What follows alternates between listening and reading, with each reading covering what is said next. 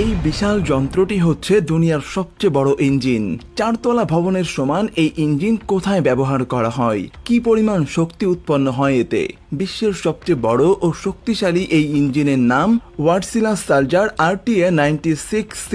ফিনল্যান্ডের ওয়ার্ডসিলা কর্পোরেশনের তৈরি এই ডিজেল ইঞ্জিনটিকে পৃথিবীর সবচেয়ে বড় ও শক্তিশালী ডিজেল ইঞ্জিন হিসেবে বিবেচনা করা হয়।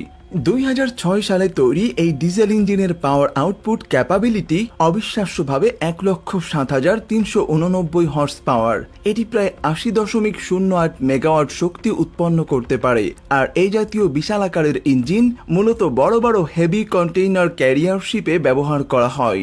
ফিনল্যান্ডের তৈরি এই ইঞ্জিন হচ্ছে একটি 14 সিলিন্ডারের 2 stroke turbocharged low speed diesel engine.